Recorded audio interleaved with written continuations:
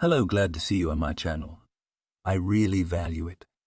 And today I want to share with you a wonderful story. It's a dramatic story that will come as a total shock to everybody. It is a really amazing story. So enjoy watching it. You need to get married, Cindy, my friend and colleague Sarah said with a sigh, shoveling mashed potatoes into a plastic bucket. But first, a torrid, heady affair. Lelka makes a good point, Selena remarked. At least the rest of your life will be normal. Well, what did you see with that monster? Bruises, covered with foundation cream, and the fact that you with Billy in your arms hid in the neighborhood. Of course, the dead are either good or nothing but the truth, finished Ariana, Cindy's classmate, in a deep voice. By the way, that's what the saying really sounds like. Cindy was organizing the leftover sausage, smoked fish, and chopped vegetables from her husband Lucy's 40th birthday memorial dinner into containers. Oh, girls, for God's sake, the widow grinned sadly. Barry's soul can hear everything till he's 40. And let it hear, said Selena as if she had said it. Let him hear everything. How much have you endured from him in your lifetime? And then, what if that monster is only happy for you? Oh, come on, Cindy said. What's Billy going to say? Daddy's dead, and Mommy's already got a new uncle in the house. Please, Sarah rolled her eyes. First of all, you haven't brought anyone home yet. Secondly, it's a step you have to take, and it's going to take time. A year from now, and no one will judge you. How old is your Billy now? 12, the widow replied with a sigh. Oh boy, let me guess. He spends his time either with his friends or on the computer, right? Well, yes, she smiled weakly. And then the girls will start, Ariana noted. And then before you know it, the guy's married. What about you? What about me? Cindy shrugged. I'll be babysitting grandchildren. It's all clear, summarized the classmate, and looking at her friends, waved her hands. She's incorrigible. She's going to follow Barry and not even know what it's like to live life to the fullest and be truly happy. Cindy, don't you want to live for yourself? I don't know, she admitted. I hadn't really thought about it. Well, maybe it's time to think about it. What's 32? Juicy, Selena said. Exactly. God, Cindy, if you want to cry for your husband, then cry and move on. I don't think he's worth it, though. He wouldn't appreciate it. Oh, guys, it's complicated. Cindy shook her head. I need to get back on track. Then I can think about myself. The friends looked at each other with a faint glance. Somehow they didn't believe that would be the case. So far they had heard only words. That was just the way this woman was. Cindy thought of others first, and only then of herself. She was also afraid of change. But deep down, somewhere in the bottom of her heart, Cindy knew her friends were right. And change had already come, so maybe. Selena said when all the food and drinks had been put away, and you lie down and rest, you're exhausted. Yes, I will, nodded Cindy. Thanks, girls. After she had seen her friends off, she lay down on the bed, but she didn't feel like sleeping. Cindy sank into her memories. Barry and Cindy had started dating when she was a freshman in medical school. There probably wasn't a student in the entire college who hadn't noticed the beautiful blue-eyed brunette with the chiseled figure. And classmate Anthony was in love with her. But one of the first college beauties made a choice outside the institution, and he, to put it mildly, puzzled everyone who knew her. Cindy's lover, the leader of the local Gopniks, worked as a handyman in some Sharashkana office one day. The hero of her novel wasn't handsome, and he wasn't fearful either. But with one look at Barry, it wasn't hard to realize that his intelligence was in trouble. The guy wore tracksuits, shaved his head, and despised perfume. A man should smell like a man, he told his subordinates. Having finished 9 grades with a squeak, Barry decided that was enough. He considered further education a waste of time and called all students slackers, squandering their parents' money. A real man should earn money, not sit behind a desk, Barry cut off. I finished school, I can read, I can write, I can count money. What else do you need? When Cindy timidly stammered about the fact that with education more chances to get a good job, the lover only condescendingly flicked the girl on the nose and said, Much you understand. All this reasoning slobbering and mama's boys. And a real tough guy will not waste time on some kind of study. Barry was contemptuous of such things as candy bouquet period, modest but nice gifts, Some is kind not on business, but just because a man missed another, as he put it, callow tenderness. And I am not a heifer, he told his beloved. I am a concrete man, standing firmly on his feet. When Cindy realized that romance was out of the question, she wasn't upset. And really, what was the point of all this? After all, she had a real tough guy by her side, and everything else was nothing. However, it was not only in the disregard for education and lack of attention to the girl. Much scarier was another thing. From time to time, Barry raised his hand to Cindy, humiliated her in public, and told his friends that he was doing it for educational purposes. When the friends found out about it, they were horrified. Love is evil, of course, but still. Cindy, you're an interesting and educated girl, her friend and classmate Ariana reprimanded her. Well, what the hell do you want with that roughneck? And he has his hands all over you. With your smarts and looks, you could get a guy that everyone would be jealous of. It's Barry I want, Cindy said stubbornly. I love him. He's great. He just needs to be understood. And anyway, it's our relationship. What kind of relationship is that? Exclaimed her friend. If he lets himself raise his hand to you now, what will happen if you, God forbid, get married? Why, God forbid? The girl asked with a grin. We'll get married anyway, and everything will be fine. No, you're definitely zombified. Ariana summarized, and for the sake of convincing, she added, it's only going to get worse. The two friends had a big fight and didn't speak to each other until they graduated from high school. Then their paths parted for some time. Angelica, the girl's mother, also shook her head in bewilderment. Cindy, you're beautiful, she said, putting ointment on her daughter's black eye. Aren't there any decent guys in college? Probably there are, shrugged the girl in love. But I don't like anyone. Their ponytails and bob, yuck. And they're all kind of stiff or something. Excuse me, please. Basically, if I may, boring. What's wrong with that? Angelique wondered, thinking that Barry seems to have thoroughly brainwashed her. That's just the way people talk, in case you didn't know it. Besides, guys are in school, which means they're thinking about tomorrow. In about 5 or 6 years, they'll cut their ponytails and brown hair and smile about their college image. And they'll be dressing up their wives like dolls and taking them on vacations. We'll be fine too, Cindy argued. Yeah, Mother snorted. And what, I wondered, good things were in store for you. Domestic violence and poverty, and mind you, they don't change. Unless you're 60, when you won't have the strength to swing your fists.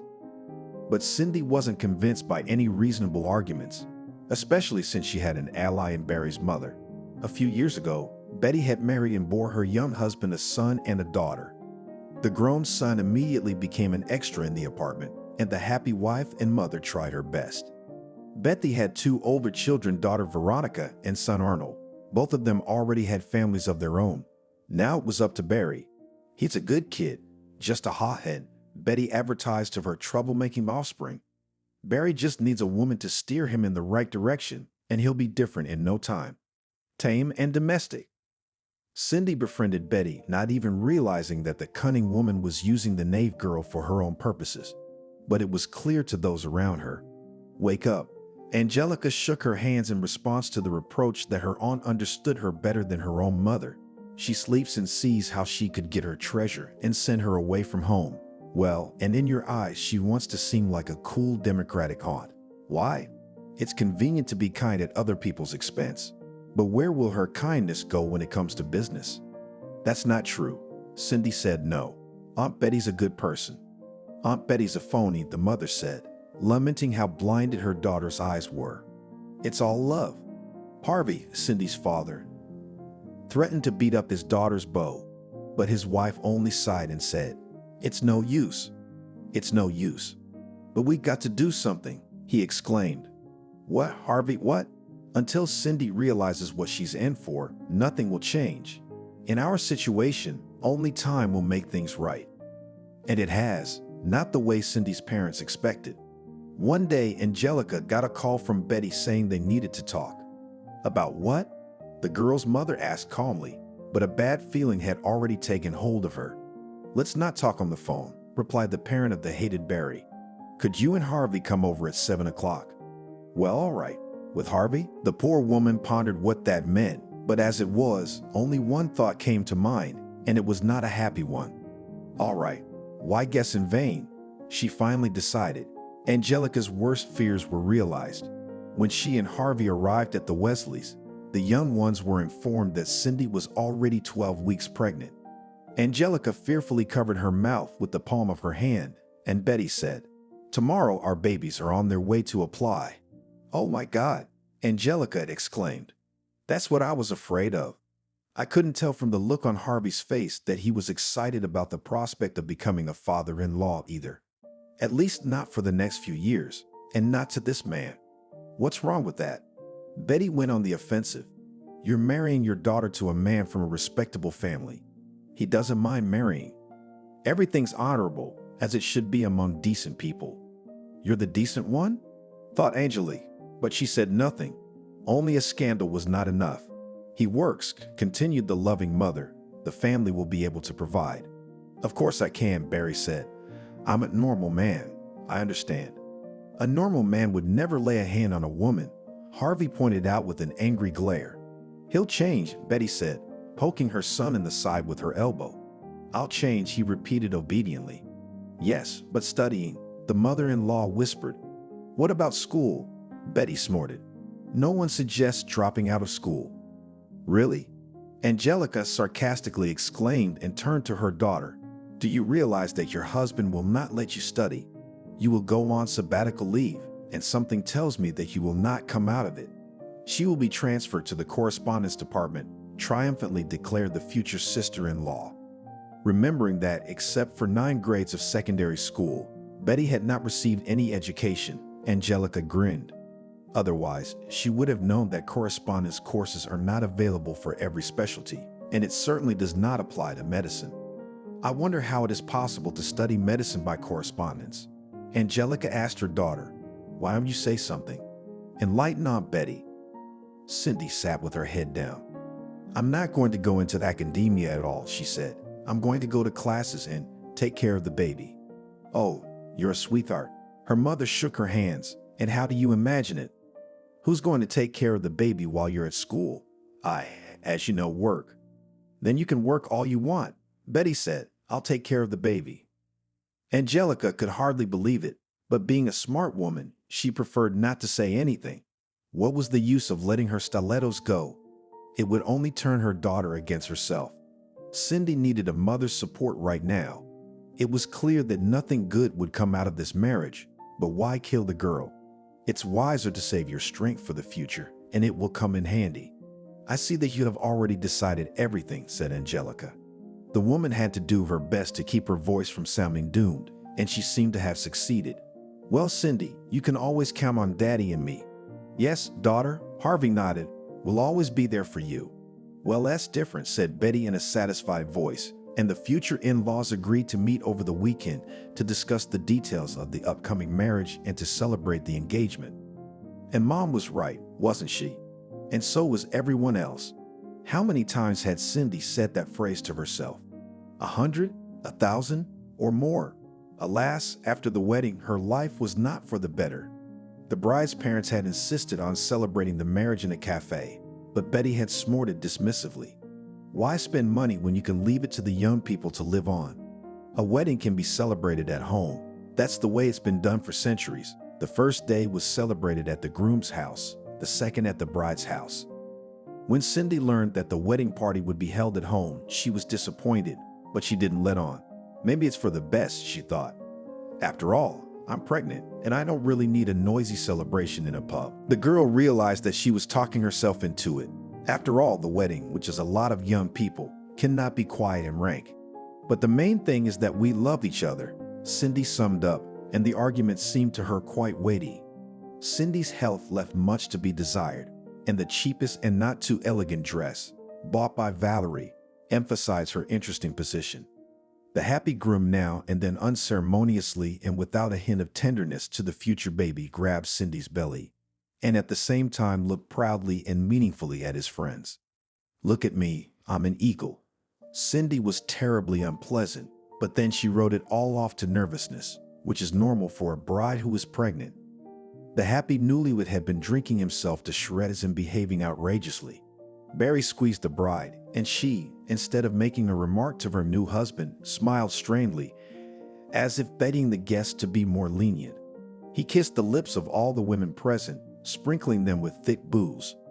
And when the boyfriend of Elizabeth, Cindy's college friend, said that it was wrong to do that, he exclaimed indignantly, "Do you know who I am? I warned you." The young man said with an undercurrent of menace and walked away, not wanting the conflict. At the end of the evening, the newlywed climbed up on the table, took off his jacket and threw it on the floor, waving it vigorously in the air. "I married an awesome hottie today," he shouted. "I did it. I'm the coolest alpha male ever. Yo ho ho ho whoa." His friends whistled back so encouragingly that the guests' ears popped. Cindy wanted to cry. Barry, either accidentally or in a fit of emotion, kicked a vase of Olivier. The salad instantly landed on his father-in-law's new suit, who was standing nearby. Harvey's face turned purple with anger, but not to spoil his daughter's holiday. Though what was going on looked less like a party than anything else in the world. The father of the bride looked at Angelica and realized that his wife had obviously thought the same thing. This was not how they had envisioned their only daughter's wedding. Cindy looked at her parents and looked down at them. "Dreaming, you idiot, of a beautiful wedding." She mocked herself, enjoyed it. The second day of the wedding, according to tradition, which so honored Betty, celebrated in the apartment of the bride's parents. After the party, the guests took a stroll through the city. The bridegroom had done well here too. He walked with Cindy in his arms and shouted obscenities to the approving cackling of his gopnik friends. "It's nothing," Betty said soothingly. From now on, the mother-in-law would take a moment to make fun of him and calm down. "It's a wedding after all." "Yes," the daughter-in-law nodded with a forced smile. "I understand." She wanted so much to believe that what Betty had said was true and that everything would be all right. But just as Ariana, with whom they'd already reconciled, had predicted, things had only gotten worse. A friend was also present at the wedding and was shocked. The sacramental phrase, "I warned you," remained unspoken.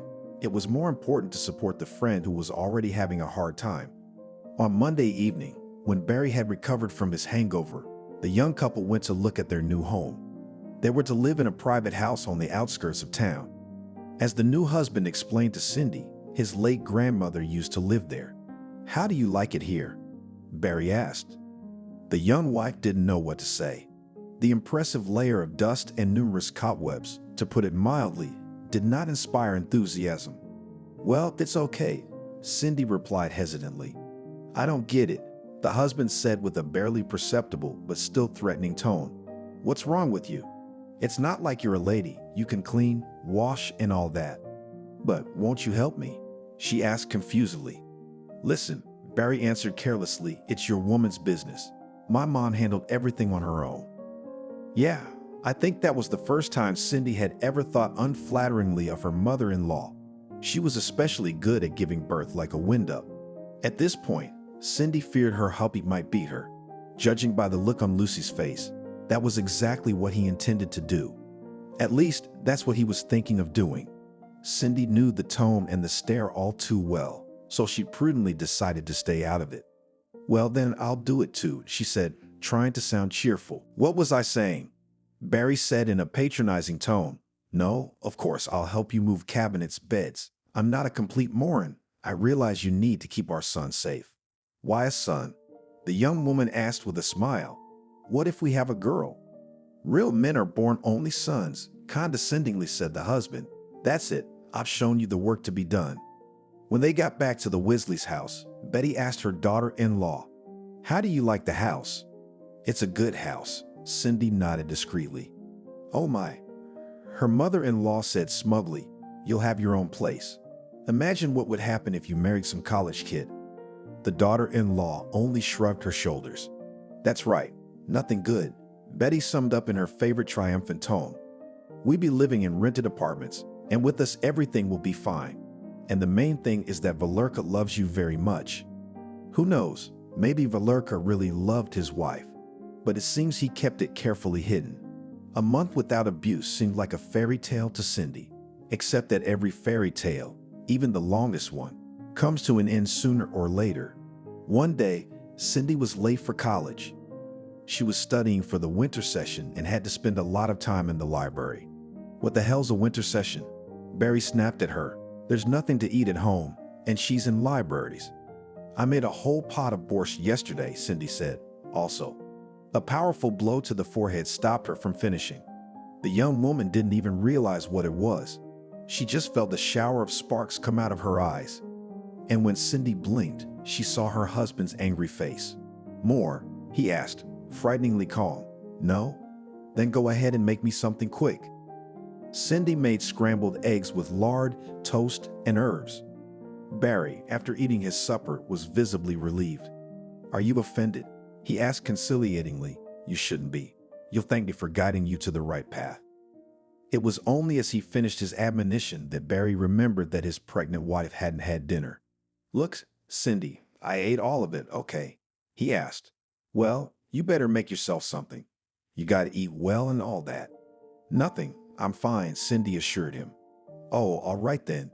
Barry muttered to himself and grabbed a bottle of beer from the refrigerator and went to watch TV. With a sigh, the pregnant wife took out bread, eggs, and a bunch of greens. After a little thought, Cindy decided to add some lard. Cindy's pregnancy was not easy, and in the 6th month, she took a leave of absence and went into labor. What's the news? Barry exclaimed when he heard about the hospitalization. The news is that I'm in danger of miscarrying, Cindy replied calmly. In such cases, they usually put you in the hospital. A threatened miscarriage? My husband asked incredulously. Really? That's like when the baby isn't born, right? Yes, the mother-to-be answered with a sigh and smiled involuntarily. When Barry talked about the future baby, he looked so touching that Cindy forgot about the main family problem. Well then, of course, Barry nodded. Go to your preservation or wherever. I want a healthy son. He'll be born healthy, Cindy smiled again. Watch me, my husband threatened, either jokingly or seriously. The month in the hospital was another favorable period in the young woman's life. Between the honeymoon and the hospital stay, Cindy truly realized how defenseless she was to her husband. Barry could get mad over the most insignificant thing, like not enough soup or too long, in his opinion, talking on the phone. And he didn't care if his mother called, let alone his friends. In moments of anger, the husband went on a rampage. In addition to violence, he used the most vile and disgusting words Barry could think of, and she would endure it without complaint. Cindy tried to tell her mother-in-law, but she quickly shut her down. No, said Betty. You've got your own family now, so you're on your own. You saw what you were buying. That's when Cindy realized how right her mother had been about her mother-in-law and everything else. It was obvious that Betty's promise to take care of the baby while Cindy was at school wasn't worth a dime. So it looked like the sabbatical was going to be a long one. If school doesn't just fall through the cracks, and something told me it would. When a tired, exhausted, and frightened Cindy arrived at the hospital, the doctor had no trouble determining what was going on in her family.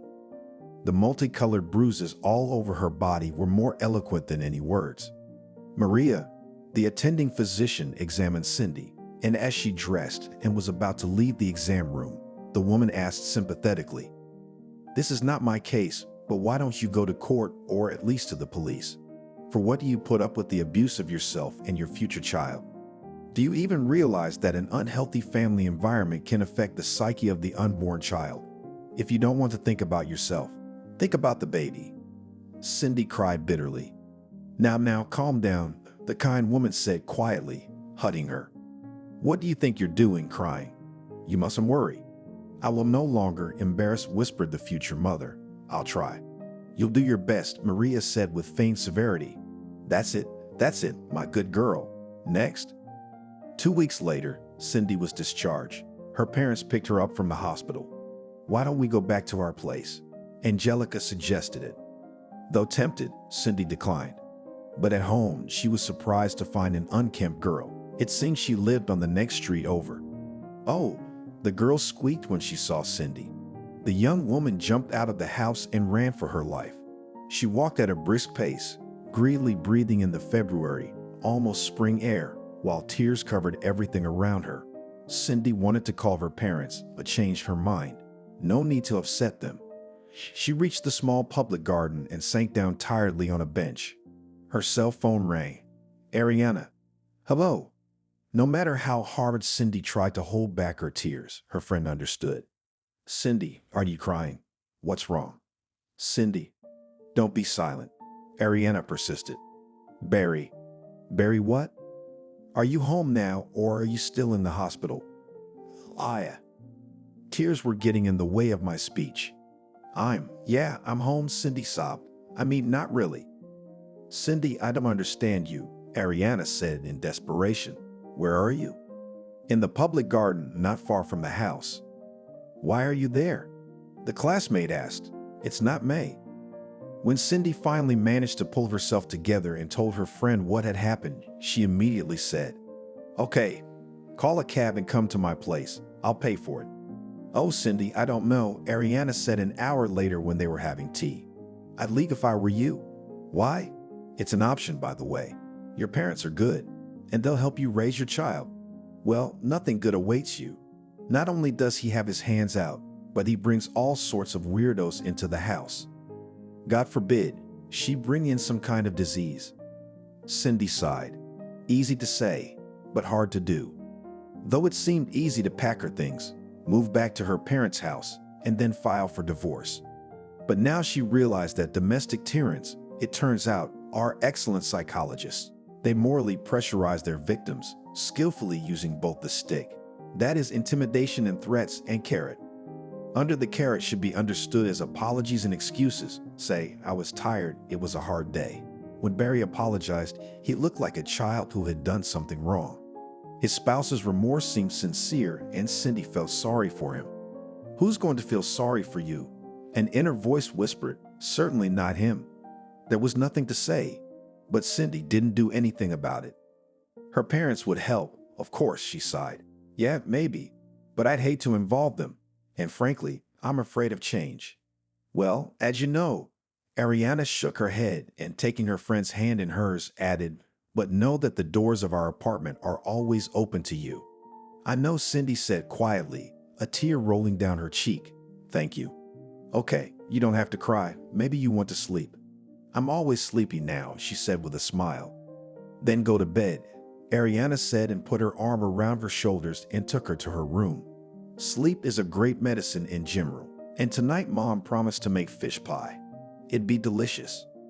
That afternoon, Cindy slept over at a classmate's house, and the next morning, her husband showed up. Barry apologized profusely and said they were made for each other. Eventually, Cindy went home with her husband. Billy was born on April 12th, Cosmonaut's Day. He's gonna be an astronaut, laughed Cindy's parents, and the newly minted young father said, holding the warm blue bundle in his hands. I'll make a real man out of him. You and me, and we'll make such a mess. Betty smiled proudly. It seemed that this woman was about to swell with pride and burst like a soap bubble. Much to Cindy's displeasure, the gang of thugs was also here. Just like at the wedding, they made vulgar remarks, ignoring the staff. And when a doctor reprimanded them, one of the thugs responded, It's okay, Dad. Cindy's parents smiled, but her daughter realized how much effort it had cost them. Congratulations, said Angelica, handing the young parents a branded bag with rattles and a large package of diapers. Thank you, mother-in-law, cheerfully answered Barry. God forbid it's not the last time. God forbid. Angelica thought with a shudder. There's only one to raise, with a father like that. Further family life of the couple Gurianov developed according to the scenario, which Angelica feared. No, for the first month everything was fine. Barry found a part-time job, and all the money he earned gave his wife, leaving himself a trifle for lunch. He didn't drink, and after work he'd rush home and coo over Billy. Kid, Barry said fondly, man. The young mother's heart sank with emotion, and in her soul a time-its sprout of Cindy for happiness was budding. In a month's time the spouse was the same. He began again to raise his hand against his wife. The most frequent cause for abuse was the baby's crying. Shut him up, Barry said irritably. Cindy would soothe, and if he wouldn't shut up, her husband would tastefully proceed. What kind of mother are you if you can't quiet the baby, he said. Studying, as Cindy's mother and then Cindy herself had expected, was a dead end. 2 years had passed and it was time to take a sabbatical. Barry strongly resisted. A woman's place is at home with a baby and a stove. He cut him off. But I have to finish my studies, Cindy pointed out, and Billy could go to daycare. But there was no room at the daycare center, and the first in line were children 3 and older. Angelica needed to finish her seniority. No, well, if necessary, I'll think of something, said the mother. No, Mom, you don't have to, Cindy said. No. I'm the one who made this mess. I'm the one who's got to think. Well, what about your mother-in-law? Dad asked. I remember her beating her chest, saying she'd babysit the baby. And the mother-in-law is deflated, the young woman said with a wry grin. Eventually, Cindy was expelled for not starting classes. The young mother was worried, but her husband reassured her. In his own way, of course. What are you worrying about? Why does a woman need an education? Barry ranted. Cindy sighed. It was useless to explain to a man who had decided not to burden himself with education that sooner or later it would come back to bite him in the ass. She recalled how she had been disappointed that she had not gotten into medical school after high school and had been advised to apply to college. And that's where Cindy got lucky. After medical school, she planned to try again to get into college. Guy, how many plans and ambitions were there? The young woman thought, and she wanted to howl with self-pity. Come on, everything is fine, cheerfully said the husband, clumsily kissing his wife on the forehead. I'll go to the boys. That's it, I'm gone. And he was gone. God, I'm such an idiot, thought Cindy once again. It looked like the dream of becoming a doctor would have to be buried under the rubble of routine and happiness. And was there ever any happiness? A year later, Billy went to kindergarten, and Harvey and Angelica suggested that their daughter enroll in a paid secretarial course. After a short consideration, Cindy agreed. As a married woman, she was ashamed to accept material help from her parents, but there was no way out. With the pennies Barry received in the children's allowance, she couldn't do much with it. But Cindy would get a job and the money would be easier to come by. When Barry found out his wife had enrolled in the course, he made a big fuss. You want to be a secretary? He yelled. You think I don't know what you're thinking? I don't know what you're talking about, Cindy said in a trembling voice. You know what you mean. Her husband raged and swung at her. Don't hit Mommy, Billy shouted bravely, and that made the tyrant even more angry. You little puppy, he exclaimed indignantly. I'll have you now. But Cindy nimbly picked her son up and ran outside. I won't let anyone hurt you, she said, crying, and walked on her way. It's almost like that, but with Billy under my heart, Cindy thought bitterly as she remembered her return from the hospital. How far are we going? Cindy heard a vaguely familiar woman's voice and, realizing that she had almost knocked the young woman down, hurried to apologize. It's okay, it's no big deal, the woman smiled. How far are we in a hurry? No reason, she said, embarrassed. Daddy wanted to hit Mommy and I didn't let him, like an adult, Billy replied. Good girl, Mommy's protector is growing up, replied the woman and suddenly commanded. Come on, let's go to me. By the way, let's get acquainted. My name is Selena. Cindy, the young woman introduced herself with a smile. And my son's name is Billy. That's a good name, Selena said approvingly. And he's a great kid. Come on, let's go, let's go. Selena lived in the alley that led to the end of their street. I haven't seen you around here before, Cindy said thoughtfully. Maybe not, nodded the new acquaintance. I've been here a little over a month. My grandmother was buried 6 months ago, so I took the inheritance. There's that house. Oh yes, Cindy nodded, remembering the old woman who used to live here. I think her name was Martha and she hadn't been out of the house lately. Do you often run away from your husband like that? Selena asked, when the rest of the apple pie was eaten and the tea was drunk. Occasionally, Cindy replied evasively. And then apologies, reconciliation, a temporary lull, and then it's back to normal, she sighed. I know the story. Have you had that happen to you? She asked in surprise. Looking at the cheerful, companionable woman, Cindy couldn't believe she had the same problems. You, Selena corrected with a smile. No, I've been spared, but my cousin had. She did. Yes, but thank God, it's all behind her now. She's remarried now, and her new husband loves her to pieces. How did she do it? How? Selena shrugged. One day, Maria packed up her things, said she was tired of being patient, and gave the brawler a goodbye. "That's a lot to take in," Cindy said sadly. "So I guess I'm a sucker. It's in your hands." And that was the day Cindy made a new friend. Selena offered to let her and her son spend the night, and they stayed. And then she came home, apologizing and swearing, "I won't hurt you." And I didn't. But after a month, it was back to normal. Cindy was taking secretarial classes, and Barry suspected her of all sins. Whenever Cindy was late, her husband would get hysterical. She knew she had to make a change, but she was still afraid of change. "What are you afraid of?" Ariana wondered. "You have to work somewhere, one way or another. Who's going to pay your pension? Barry?" After graduating, Cindy took a job as a secretary at the school. Oddly enough, Barry was cool about it. Cindy assumed that her husband thought the school was a place where no one would infringe on her honor, and she was not far from the truth. In Barry's mind, it was a place where his wife wouldn't give him the horns.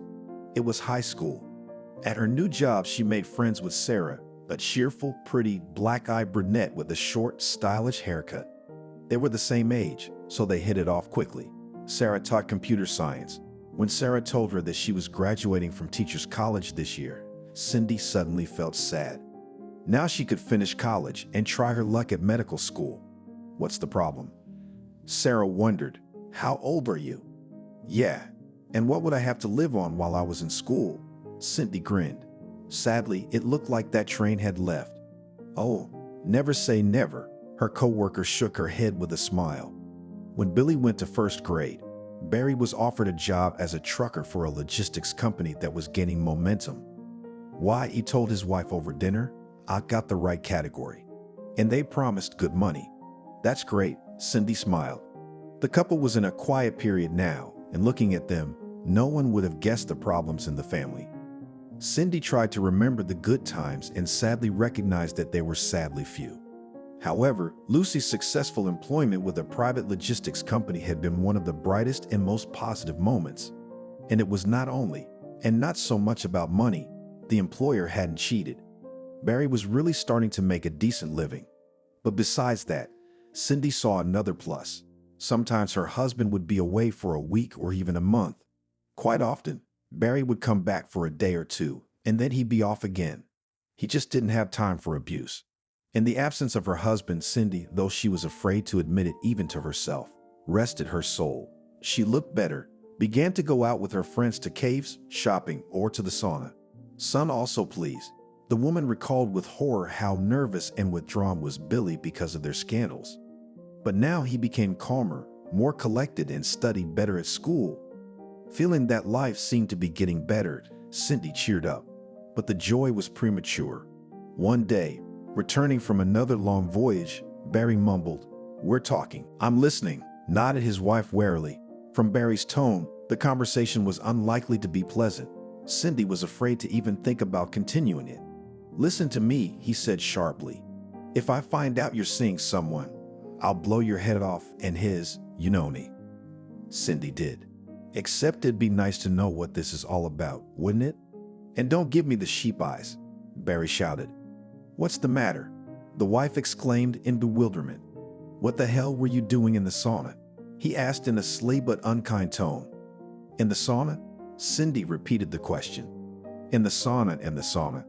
What do you do in a sauna?" Cindy shrugged her shoulders. "Warming up, steaming, swimming in the pool." Barry noticed that she was different, more self-confident or something. She looked different too. Fresher, better looking, more rested. He didn't like it and had an interesting thought. "There's someone else," Barry thought angrily. "I better find out who. Then we'll all be in trouble."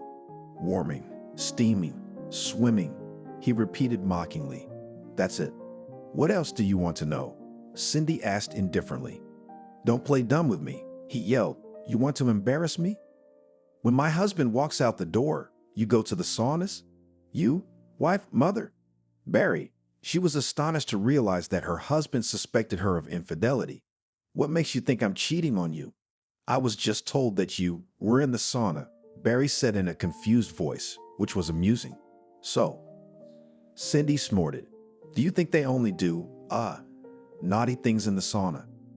Well, he said, and his wife grinned mentally. I guess this is the kind of thing where they say the hat on the thief is on fire. It was strange that Barry didn't fight this time. It wasn't weird, Sarah said thoughtfully when Cindy told her co-worker about it. It's just that you're different now. You're prettier and, more importantly, more confident, so he didn't dare hit you. And you know what? Your abuser is afraid of losing you. Cindy was glad to hear that. Maybe there was a holiday coming up on her street too. Cindy returned from her lunch break and was taking her desk when she received a call from an unfamiliar number. Hello, we don't know your name, said the caller. Are you Barry's wife? Yes, that's correct, answered Cindy. I'm sorry, but your husband was killed in a car accident. Would you be able to come down for a lineup? Yes, of course, she replied, and suddenly a pair of golden red goosebumps flickered in front of her eyes. Must be the pressure. Cindy grimaced and rubbed her temples. The principal came into the waiting room. Are you all right? Boris Mikhailovich asked, looking at her intently. Yes, no, my husband died. At her husband's funeral, Cindy had mixed feelings. She was truly sorry for Lucy, who had died in the prime of life. But listening to herself, she realized that she did not feel deep sorrow as befitted a widow. Apparently, my love has burned out, the widow decided. Cindy tried to cry at least for the sake of decency, but no matter how hard she tried, she couldn't squeeze out a tear. She looked at her son. Billy was as serious as ever, and he wasn't crying either. The mother-in-law walked up to them. If Cindy hadn't known it was her, she never would have believed it. Betty was graying, her face was completely white, and there were deep creases in the corners of her mouth. How are you? Cindy asked sympathetically, intending to hug Betty. She's still asking. Her mother-in-law roared, her voice sounding frightening. Aren't you ashamed of yourself? You're the one who drove him into the coffin. What are you talking about? Cindy was stunned. I'm telling you what I know. If it wasn't for you, he wouldn't have gotten that damn job. You're the one who couldn't get enough money. Damn you! Damn you! Damn you! Screamed the inconsolable mother. Billy blocked his mother with himself and said bravely, It's not true. Mom, calm down, son, Arnold reassured Betty. Cindy, for God's sake. I'm sorry. You realize? Yes, of course, she nodded. Of course I do. Arnold and some other guy took the sobbing woman away, and Cindy clung to Pasha and whispered, My protector. And then she let the tears flow. A couple days later, Cindy called Betty. Cindy, she said in a muffled voice, I'm sorry. I didn't know what I was saying. And I'm sorry about Barry too. He's been a pain in the ass. Oh no, my sister-in-law exclaimed. He who remembers old times is the one who's out of sight. You're kind, sighed Betty. Nadenka, here's something else to call. I've been thinking, let's all come to my place for 9 days. Okay, agreed Cindy. I'll talk to the girls. They'll help with dinner. That'd be great. Thank you, daughter. The 40th birthday party was at the house where the young Guryanovs lived. Daughter, said Betty, when the women were alone, you can live in this house as long as you want. I bequeathed it to my granddaughter. It's a place to live. Thank you, Betty, Cindy replied, and the women hugged. Don't forget the old woman, she smiled sadly. Of course, smiled back at her sister-in-law and another. If you need help, don't hesitate. We're not strangers after all. Too bad for her, she said with a sigh to Ariana, Sarah, and Celine, who had volunteered to help clear the table. That's for sure, Ariana nodded. No one would wish to bury their own child, but one must move on with one's life. Your life, for example, you might say is just beginning. Cindy could see where her friend was going. Well, it's about to start. As the memories lulled her to sleep, Cindy fell asleep. When she woke up at 6 in the morning without an alarm clock, she felt an unprecedented rush of energy. She was no longer afraid of change. With a sweet stretch, Cindy got out of bed without hurrying. Today, she wanted to make breakfast for herself and her son. Not scrambled eggs or sandwiches, but something special. Playfully finishing her breakfast, Cindy began to dress up. When Billy awoke to the appetizing smells, his mother was already in full dress. Mom, you look so pretty today, exclaimed the son. Cindy was very pleased to receive a compliment from her son. But the woman suddenly realized with horror that she didn't know how to respond. I just had a good night's sleep, she smiled. Well, yes, Billy nodded. You went to bed early last night. I got in at 9, and you were already asleep. Yes, nodded his mother in response. I've been so tired lately. I'm exhausted. I'm so sleepy. Well, let's have breakfast, or you'll be late for school. I fried some meat dumplings, and here's some stuffed tomatoes. That's the theme. We're having a royal breakfast today. You bet. Eat up, my good man.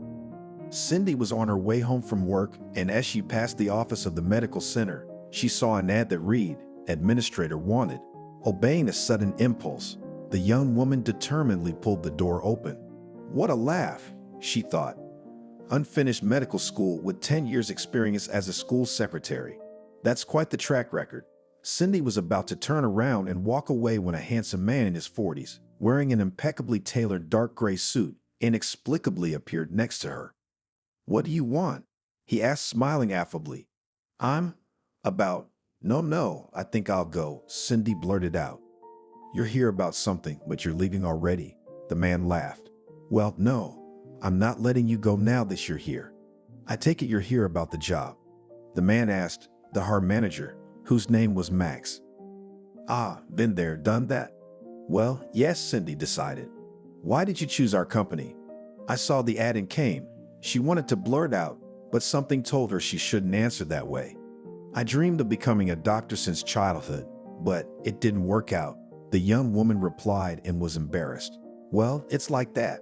I probably don't fit you. I'll go. I'm talking nonsense here. Well, why nonsense? Objected her manager. Go on. I'm very interested. So why didn't it work out? And then Cindy, completely out of the blue, told a complete stranger her life story. She told him everything without holding anything back. That's what happens, Max said thoughtfully. At first it's all darkness, and then there it is, the light at the end of the tunnel, when you don't expect it. It's not an easy story, but I guess it was meant to be. Yeah, I guess so. You know, Cindy, you'd have a chance to realize your dream here. The man smiled slyly. You do? I do. We're just starting a program at the center where you can go to medical school. You will receive a stipend of 2 minimum wages. Interesting. Cindy felt dizzy and out of breath. She could feel it in her bones. This was it. Very much, sighed Cindy. So how about we fill out an application for training? But of course, if you're interested in the receptionist position, then. As if in a dream, she filled out the form and handed it to the HR manager. Max nodded, running his eyes over her. If you're approved, we'll call you within the next 2 days.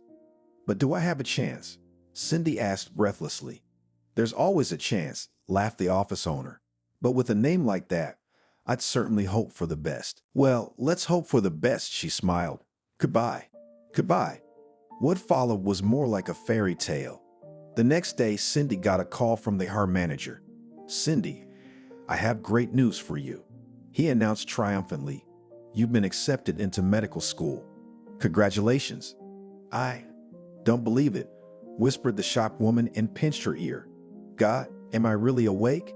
You're not kidding me, are you? No, pranking is not our job, Max said cheerfully. From the 1st of August, the preparatory courses will begin. By that time, you need to provide the following documents. Write it down. After talking to the HR manager, Cindy fell onto the bed and laughed out loud. She suddenly felt like sharing the news. A dog barked in the yard. Here comes the Sonny, she rejoiced. Mom, how about some food?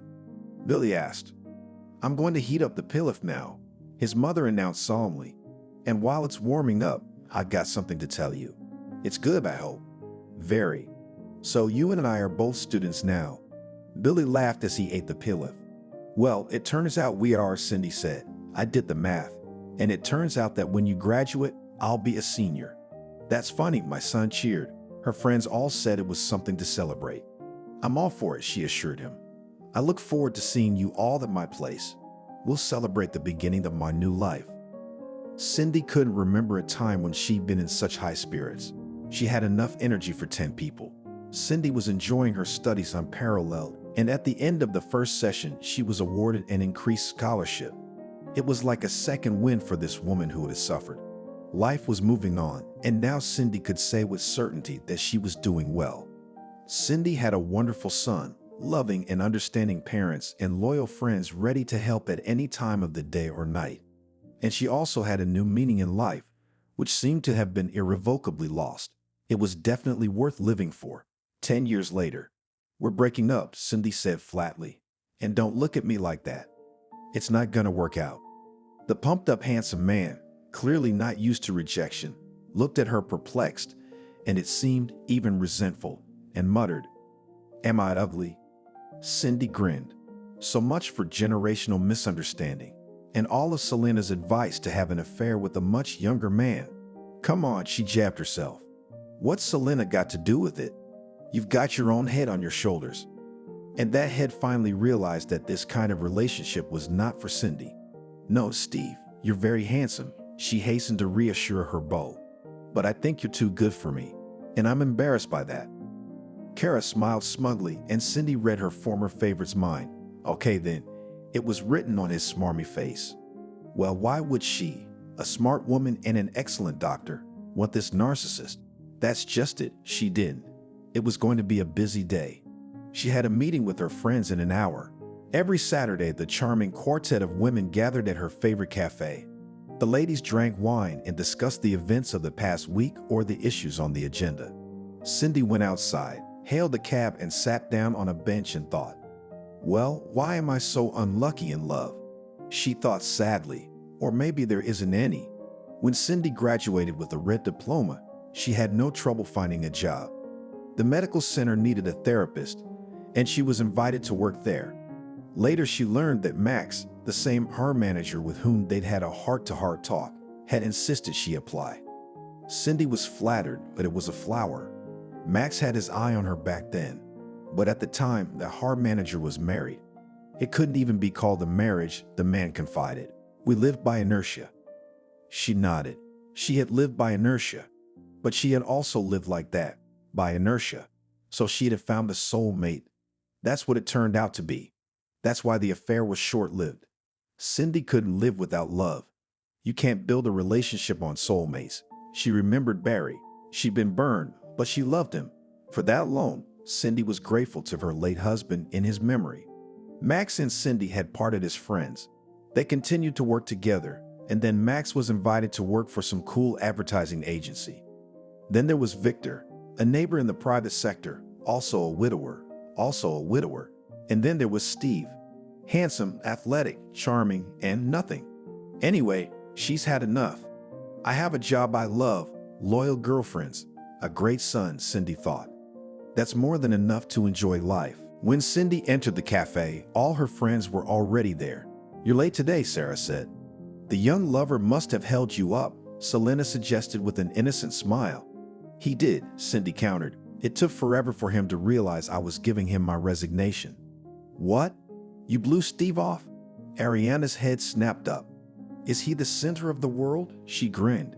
"Actually, Steve is the same age as my son, and I'm embarrassed by that." "And you told him that?" "I did," Cindy nodded. "I explained my embarrassment by saying that Kira was supposedly too good for me." Before she could finish, her friends burst out laughing. "Yeah," Sarah laughed. "You're very self-critical." Cindy finished her glass of wine and said, "Okay, girls, it's nice to be with you, but I got to go." "What's wrong?" Selena asked. "Don't tell me you're in a hurry to go on a date with the man of your dreams for whom you gave Steve your resignation." "Oh, guys." Cindy rolled her eyes theatrically. "Are you guys thinking about something else for a change?" "We're worried about you, aren't we?" the friend said. "Thank you very much," she bowed jokingly and then added seriously. "But today I finally realized that these affairs are not for me, and neither is love. Well, now I'm leaving you. Tomorrow I have a meeting with the most beloved man in the world, so I have a lot of preparations to make." Lingerie candles, Sarah winked understandingly. "Yeah," Cindy grinned. "I'll have to bake his favorite liver pies." "Billy's coming," Selena guessed, remembering his love of baked liver pies. "And not alone," she smiled. "Billy's coming with a girl." "Good for you, Godson," Ariana said approvingly. "Well, if it's with a girl, sure." "What kind of girl?" "I don't know yet. I take it she's from the Institute." Billy was in his 5th year at the Mechanical Engineering Department of the Regional Polytechnic Institute. He was going for a red diploma, which was to be defended in a month. Billy studied a lot, but it did not interfere with the personal life of the charming blue-eyed brunette. Cindy was proud to say that Billy was like her. Mother and son were similar not only in appearance, but also in character. The most important and obvious similarity was the eagerness to study, the desire to learn new things and as a result, to develop. But the loving mother had one more parallel to draw. This parallel was personal life. About the personal life of Billy, a student of mechanical engineering faculty, there were the most incredible rumors. The tall and handsome brunette liked not only female students, but also graduate students and young female teachers. At the same time, no one had ever seen Billy with a girl, and this gave rise to a lot of rumors. Some said that Wesley was an Alfonso. They said that Billy had been seen with a beautiful, well-dressed woman who was about 20 years older than him. When Billy showed one of his classmates a photo of him with his mother, the legend was all that was left. The beautiful, well-dressed woman was Cindy. But the people did not rest on this, and after a while rumors of his unconventional orientation. Soon everyone was convinced that this is not true. The future promising engineer's girlfriend turned out to be Juliana, the institute's barmaid. And what did he find in her? Whispered students, hurt by the fact that the blue-eyed handsome man ignored them in favor of some barmaid. Only Sarah, Billy's classmate, had thought to put the question differently. Maybe she had found it, not him? The shrewd girl was not far from the truth. Julian had a pretty doll face, a seductive shape, and a desire to marry. A rich one, if only. The girl was sure that her virtues were enough for that. But the barmaid, who did not suffer from excessive intelligence, did not think that life is much more complicated than she thought. Once Juliana worked as a waitress in a cafe, and there she drew the attention of a respectable gentleman, which people called daddies. In anticipation of a beautiful life, the girl quit the cafe. And 3 months later, Mickey, as the name of the sponsor, found another shallow hunter for easy money. Left without a job and a rich daddy, Julian became despondent. But then it hit her. We should go out hunting, she thought cheerfully. Julian now realized that the age-old daddy was a temporary option anyway. No, yet one should look for an object for a permanent relationship, and in the long run for a strong and happy marriage. Therefore, the best place for hunting was a cafe where the golden youth hung out. The girl had some money left, enough to sit in an elite institution with taste. And if she was lucky, she wouldn't have to spend it. Juliana went to the hairdresser, chose the best dress bought by her daddy, and went in search of prey. 15 minutes later, she was approached by a handsome, expensively dressed major, whose name was Harry. The young people got to talking. Julian was ashamed to admit that she had nothing to do with the golden youth and had quit their cafe not long ago. And the reason for the dismissal?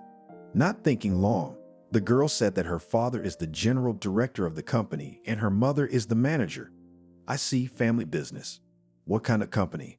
Harry asked with interest. Ah, well, so it's not here, but Julian found herself. The girl was not modest about her education either. She told her new acquaintance that she studied at the university at the Faculty of Economics. Respectfully stretched out the guy. An economist, then? Yes, Julian smiled disarmingly and thought that in a way she was. The young men began dating. Harry turned out not to be some kind of major slacker, but an aspiring entrepreneur. He had a small company producing plastic windows. Harry gave the girl flowers and boxes of expensive chocolates. And one day the guy told Julian that he wanted to meet her parents. The girl didn't know whether to laugh or cry. For once, Juliana met a wealthy young man, and she could not even introduce Harry to her family, all because of her lies. Julian's parents had nothing to do with business. Her father was a construction worker and her mother was a supermarket clerk. And my parents are away right now, Julian replied. That's too bad, the boy replied. For how long? 1.5 months to 2 months. You know what? Then I'll introduce you to my parents. Really? Julian was embarrassed. Well, why not? The meeting with Harry's parents took place on Saturday, and it was unforgettable. On the occasion of such an important event, Julian wore a little black dress, which was also donated by a former sponsor. I remember that at the time she was surprised that such a simple-looking dress cost a lot of money. Remember, it's called noble simplicity, Mickey said instructively. And it cost a lot of money, a lot more than brightness and glitter. Julian thought this dress would be a great way to meet the parents of a young rich man. She chose boat shoes and a clutch, unencumbered with decorations, and did her makeup in nude colors. Julian was sure that the noble simplicity would be appreciated. "Come in, don't be shy," Harry said cordially. He took the girl by the hand and led her into the hall, where the guy's parents and a fancy table were waiting for them. "Mom, Dad," said the boy solemnly, "meet Julianne. This is Julianne, my girlfriend." Seeing Harry's father, Juliana automatically backed away. In front of her was Mickey, her ex-daddy. He was staring at Julianne, and she thought he was going to say something mean. But nothing of the sort happened. Harry's father, as if nothing had happened, greeted the girl, introduced himself, and then introduced his wife. Lucy was a beautiful, slender, and sophisticated woman. What did these daddies lack? Thought Julian involuntarily at the sight of the mature beauty.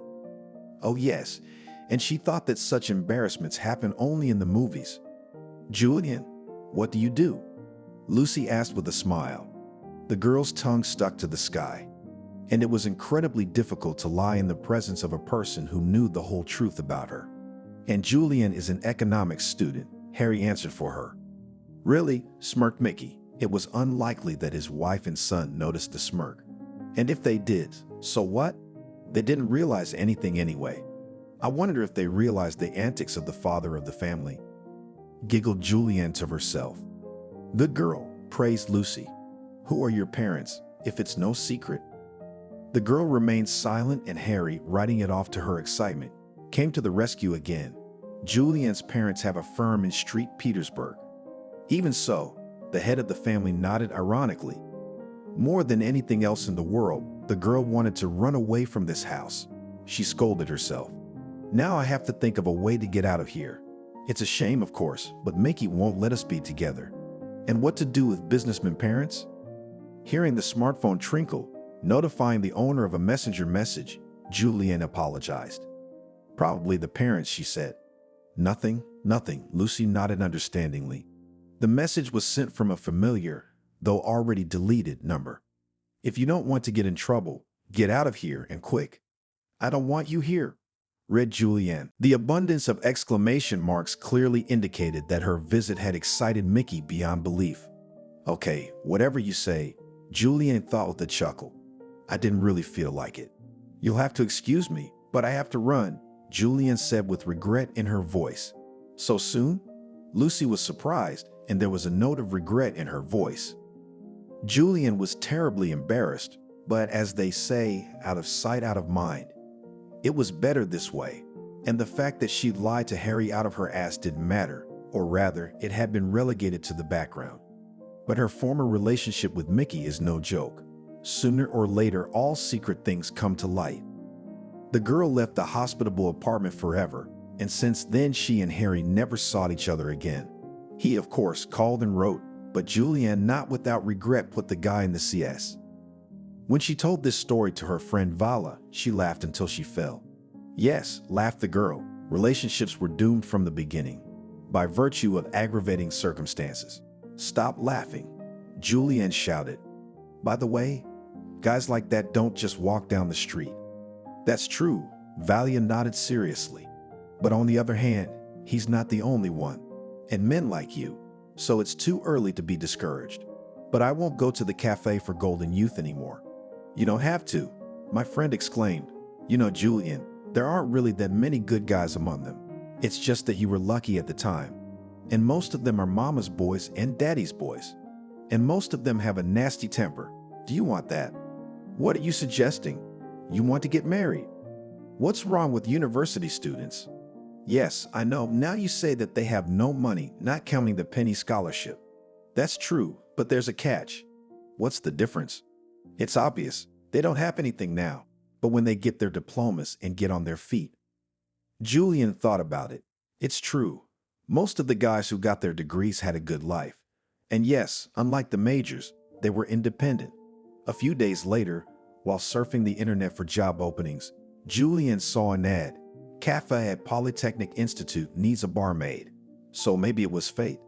Interesting guy, Julian said as if indifferently, looking at the dark-haired young man with the beautiful blue eyes. Interesting, nodded Catherine, one of the female students she had already made friends with. But what's the use? He's what? The barmaid did not finish, but the girl understood everything perfectly. No, she shook her head, although and such rumors were rumored. But to me, Billy just doesn't have any experience with girls. I wouldn't be surprised if he was still a virgin. All right, Julian, I'll have 2 scoops of pistachio ice cream with chocolate syrup. And a coffee. No experience, you say? Julian muttered to herself as Catherine walked away, thinking to herself, maybe he just hasn't met a real woman. The guy left the cafe, unaware that he was being watched closely. At the next break, the enterprising barmaid went on the offensive. When Julian saw through the glass doors that the blue-eyed brunette was heading for the cafeteria, she tinted her lips and undid the top 2 buttons of her blouse. Listening to you, putting a velvety quality to her voice, the barmaid said as the guy approached the serving counter. I would like a cup of coffee and a pastry basket, the customer asked politely. Julian asked, leaning against the counter so that her lush breasts were at Billy's eye level. Suddenly, she noticed that the guy was blushing. It made her laugh, but in her heart, Juliana was triumphant. She had clearly made an impression on the guy. Well, yeah, he replied embarrassedly. It's good for the brain. You're in luck. Julian smiled flirtatiously. We're having a special today. 2nd brownie for free. So your brain will be working as it should. There was a hint in the last phrase, but it was obvious that the boy didn't understand anything. Well, he doesn't have to. He'll figure it out later. Well, in the meantime, a promotion. Billy was surprised. I'd never heard of any promotions here. We have a new boss now. Julian lied with inspiration, and they've decided to have a promotion. The 100th customer would get a 2nd product for free. It was on the eve of the 8th of March. On this occasion, the Institute organized a huge party. The party was attended not only by students, teachers, and administration, but also by junior staff, checkroom attendants, cleaners, canteen attendants, and everyone else. When the white dance was announced, Julian didn't hesitate to invite Billy. The barmaid clung to him in a way that made him uncomfortable, and half an hour later, the student was already opening the dorm room door. Please, Billy said with a smile.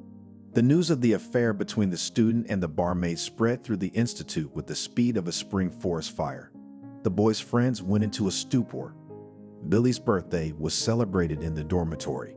The girls were preparing a festive dinner, and Julian was busily commanding the parade. The barmaid didn't mind the meaningful glances the girls gave her. Julian's look said, envy and silence, and they were, needless to say, jealous. The boys had their own point of view. What are you doing, Pacan? Evan asked perplexedly when the guys went out for a smoke. It was just an option for a couple of nights. Billy shrugged philosophically. Whatever, Stephen grinned. You can tell a bird by its flight. Guys, no offense, Weasley said firmly, but my personal life is my business, and Julian is my choice. She's my girlfriend, and I want you to treat her with respect. No problem, the friends said in unison, raising their hands as if in surrender. Are you sure? Billy asked, confused. Actually, I took 2 tests and went to the doctor, Julian said resentfully. Or don't you believe me? No, I don't. Billy hastened to reassure her. Well, if that's the case, let's go to my place. I'll introduce you to my mom. If that's the case, the girl exclaimed.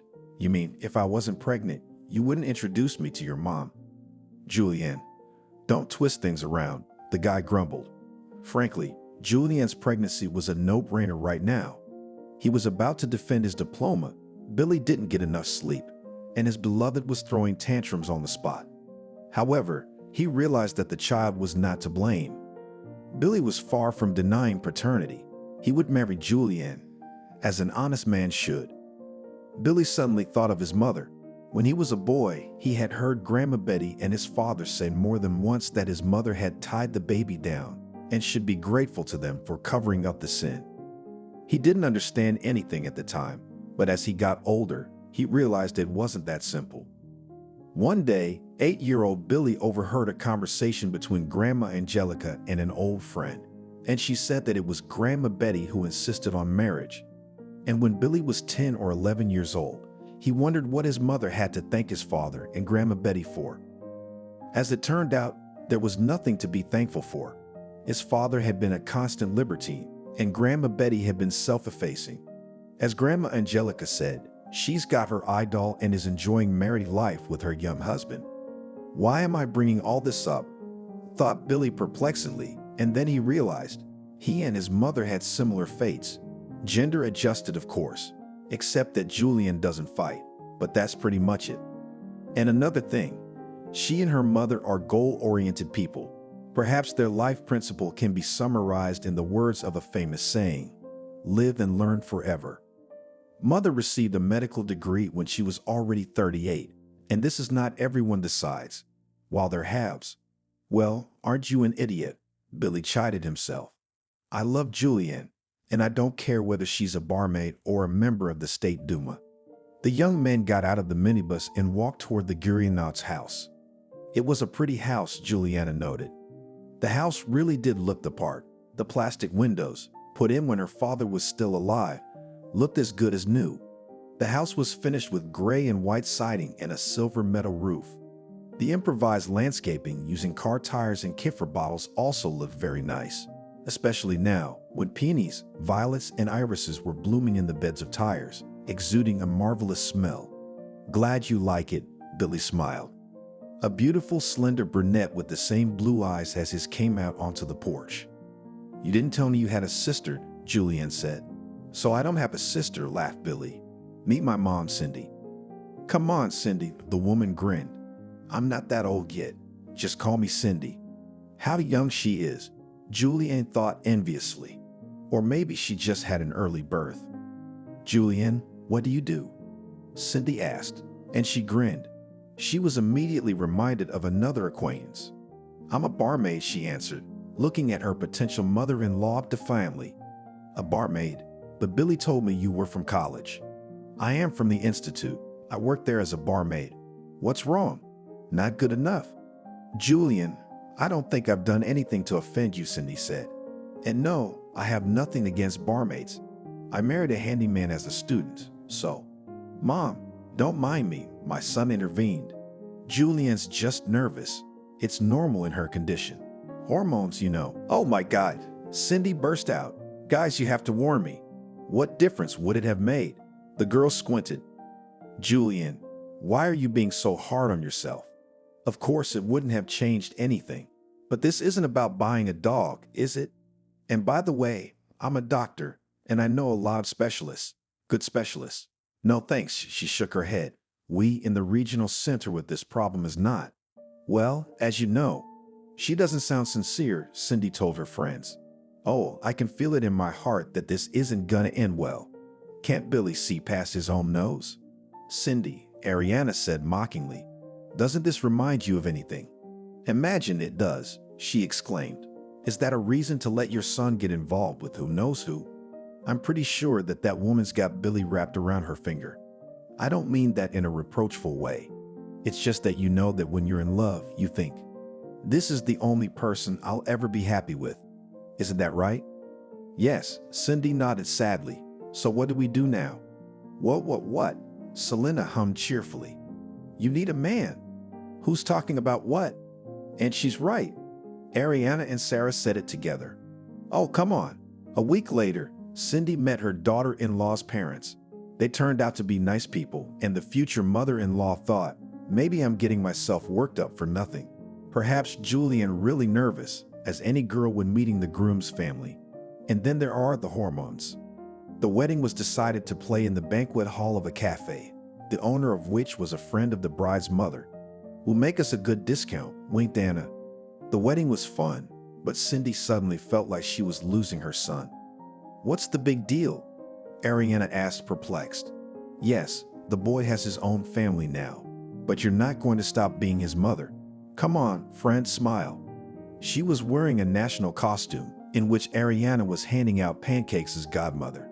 Her friend had beet blush on her cheeks, and looking at her, it was impossible not to smile.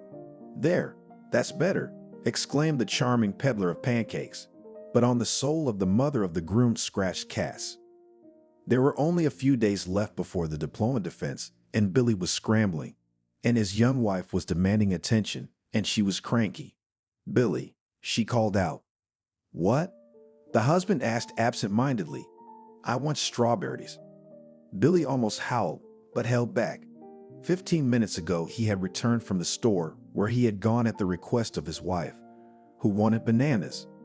Billy had brought a bunch, but Julian had barely taken a bite of one banana and now demanded strawberries. "Julian, I don't have time for this," Billy replied patiently. "Would you wait half an hour?" "No, I won't," she said in a tone that didn't tolerate objections. "Then go yourself," suggested her husband. "They say it's good for pregnant women to walk." "I don't feel well." "Well, all right." Billy sighed and got up from the table. Every day, God knows he tried to be understanding, but every day it was getting harder and harder. "Be patient," his mother said. She'd give birth and be the same. The young father-to-be only sighed heavily. "When will that be?" "Billy, I don't think your mom likes me," Julianne once told me. "Why would you say that?" Actually, she wasn't far from the truth. Billy knew it was true, although Cindy had the wisdom to hide it. "Well, I'm not blind."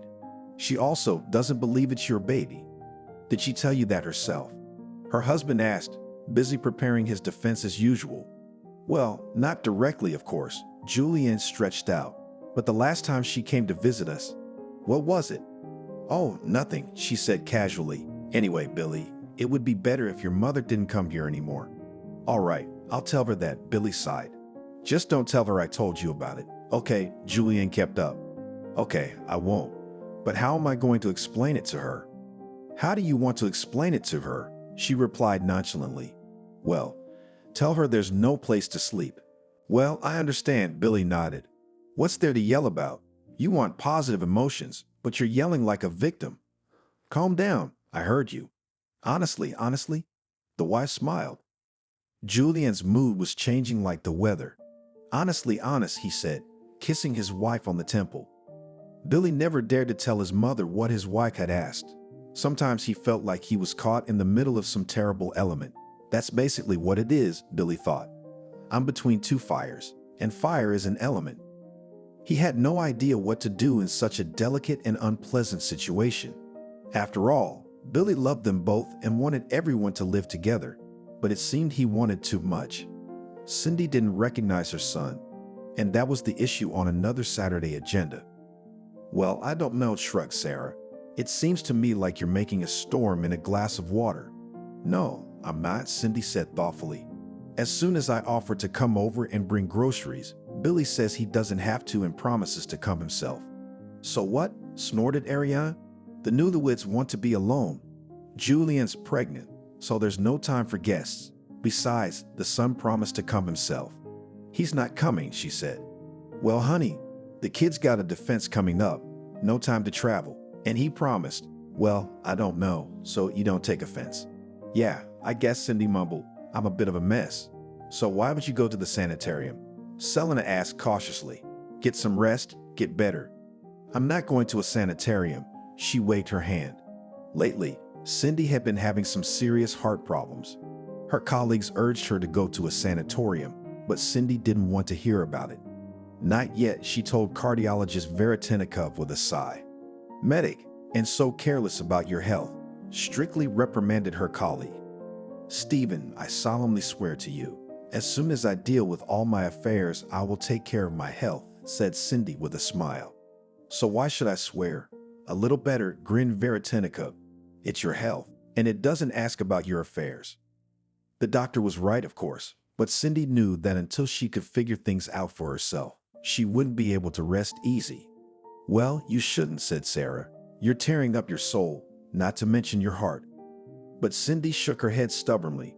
Waking up at dawn, Cindy remembered that her son had a defense today and decided to call. Billy answered right away. "Hi, honey," she said with a tenderness that made her son's heart ache. "Hi, May. How are you feeling?" "Fighting, I hope." "You bet." "Well, good for you. Break a leg." "Go to hell," Billy said cheerfully, and mother and son laughed merrily. Almost like before, Cindy thought sadly, but almost. The defense of the diploma went brilliantly. The classmates celebrated the event in a cafe, and a grand banquet was planned for the evening in the dormitory. "Are you coming?" Stephen asked. "No, guys, I'll pass." Billy said no. "I'd love to, but, well, you know what I mean." "Yeah," Stephen nodded. "Home family. Hello to your wife." Back home, Billy was in for another round of hysterics. "I'm sitting here alone and you're having fun." Julian said it unhappily, not even asking how the defense had gone. "But Julianne." Billy didn't know what to say. "Okay, forget it," she said, and then suddenly, with a painful wince, she clutched her stomach. "What's the matter?" Billy asked fearfully. "No, it's nothing, it's fine," Julian whispered, but it sounded unconvincing. "What about it, though?" "The doctor said it's a miscarriage." "What?" "Julian, this is not a joke. Should we call an ambulance?" "No, don't do that. The doctor says it happens from time to time." "So now we have to call an ambulance every time?" "I don't know," Billy shrugged. "I think it's better to be safe." "Billy, I know what's best for me," Julian said softly. "Well, okay, if that's the case." After his diploma, Billy wondered if he could find a job. He surfed the internet, went on interviews, but so far, alas, to no avail. Julian grumbled that her husband wasn't spending enough time with her, to which Billy remarked, "Julian, I apologize profusely, but what are we going to live on? On your barmaid's salary? What's wrong with my job?" Julian stood up. "Yes, I have no higher education, and I work as a simple barmaid, but you knew who you were marrying." "What's that got to do with it?" He was surprised. "But you have nothing to do with everything," shouted the wife so loudly that even choked. "And your mother also nothing to do." "She's definitely got nothing to do with it now," Billy said, trying to be calm. "That's it, honey. I'm out of here." "Where to?" Julian was stunned, obviously hoping to continue the verbal altercation. Billy even began to suspect that she was enjoying these skirmishes. "To the interview." He cut off and left the apartment. Missed again, Billy thought dejectedly. Another failed job interview. It was all about the same lack of work experience. Except where to get it? He made his way to the public garden and looked over at the pub. His mother had given him some money in honor of his diploma, so Billy could afford to drink with grief. And not only that, he was already finishing a mug of cold and wildly tasty beer when Julianne called. "Well, I understand," Billy nodded. "What's there to yell about? You want positive emotions, but you're yelling like a victim." "Calm down, I heard you." Honestly," the wife smiled. Julian's mood was changing like the weather. "Honestly honest," he said, kissing his wife on the temple. Billy never dared to tell his mother what his wife had asked. Sometimes he felt like he was caught in the middle of some terrible element. That's basically what it is, Billy thought. I'm between two fires, and fire is an element. He had no idea what to do in such a delicate and unpleasant situation. After all, Billy loved them both and wanted everyone to live together, but it seemed he wanted too much. Cindy didn't recognize her son, and that was the issue on another Saturday agenda. "Well, I don't know," shrugged Sarah. "It seems to me like you're making a storm in a glass of water." "No, I'm not," Cindy said thoughtfully. "As soon as I offer to come over and bring groceries, Billy says he doesn't have to and promises to come himself." "So what?" snorted Ariane. "The newlyweds want to be alone. Julian's pregnant, so there's no time for guests. Besides, the son promised to come himself." "He's not coming," she said. "Well, honey, the kid's got a defense coming up, no time to travel, and he promised." "Well, I don't know, so you don't take offense." "Yeah, I guess," Cindy mumbled. "I'm a bit of a mess. So why would you go to the sanitarium?" Selena asked cautiously. "Get some rest, get better." "I'm not going to a sanitarium." She waved her hand. Lately, Cindy had been having some serious heart problems. Her colleagues urged her to go to a sanatorium, but Cindy didn't want to hear about it. "Not yet," she told cardiologist Veretinikov with a sigh. "Medic, and so careless about your health," strictly reprimanded her colleague.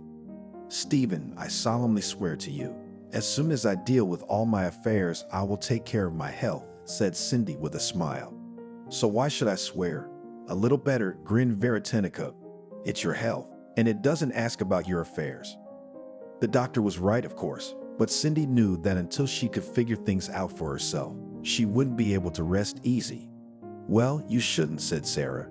"You're tearing up your soul, not to mention your heart." But Cindy shook her head stubbornly.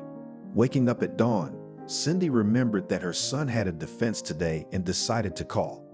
Billy answered right away. "Hi, honey," she said with a tenderness that made her son's heart ache. "Hi, May. How are you feeling?" "Fighting, I hope." "You bet." "Well, good for you. Break a leg." "Go to hell," Billy said cheerfully, and mother and son laughed merrily. Almost like before, Cindy thought sadly, but almost. The defense of the diploma went brilliantly. The classmates celebrated the event in a cafe, and a grand banquet was planned for the evening in the dormitory. "Are you coming?" Stephen asked.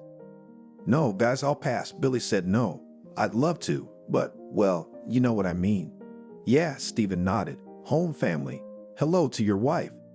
Back home, Billy was in for another round of hysterics. "I'm sitting here alone and you're having fun." Julian said it unhappily, not even asking how the defense had gone. But Julian. Billy didn't know what to say. "Okay, forget it," she said, and then suddenly, with a painful wince, she clutched her stomach.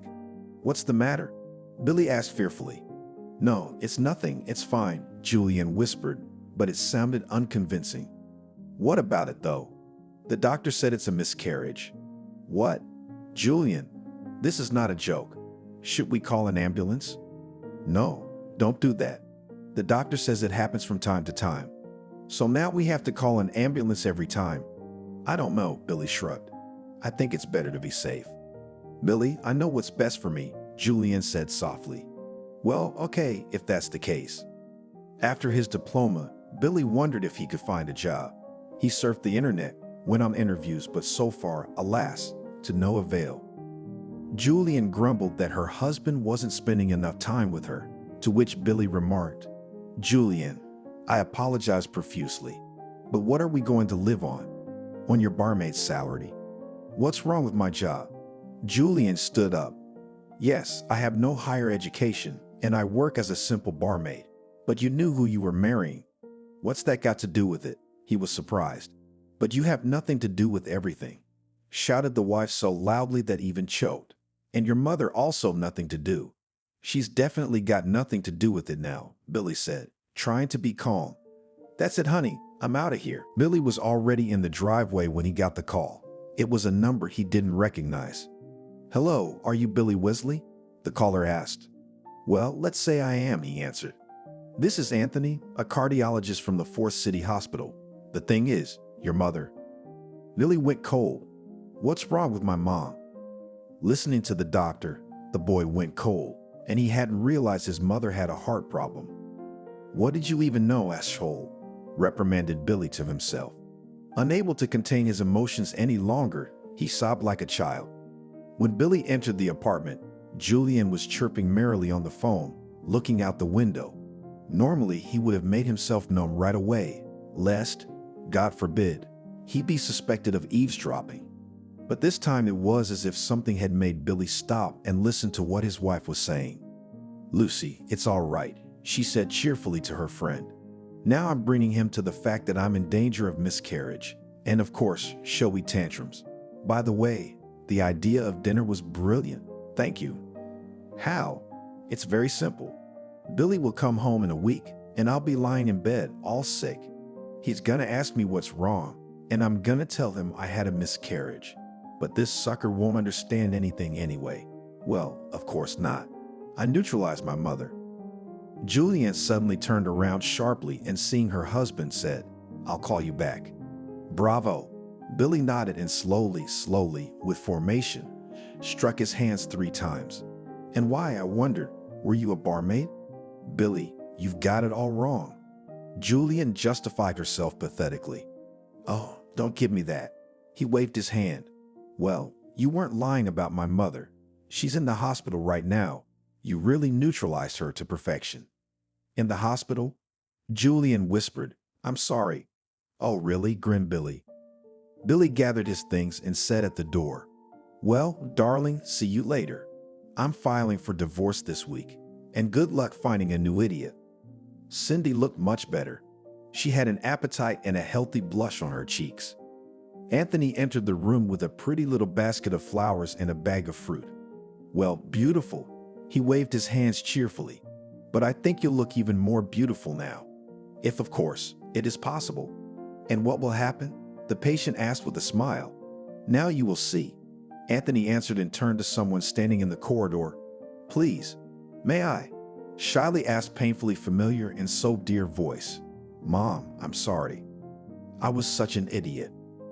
"Billy," Cindy exclaimed and cried. "Come here, I'm gonna kick your ears off." "Kick your ears off," my son humbly replied. "I've earned it." "Son, meet Anthony," she said. "A very good man and, well, he is." "Mom, I understand everything," the son replied with a smile, looking meaningfully at the basket of flowers. "And something tells me that it is he who will help you forget all your troubles." "Mom, you know what I remember?" "What do you remember?"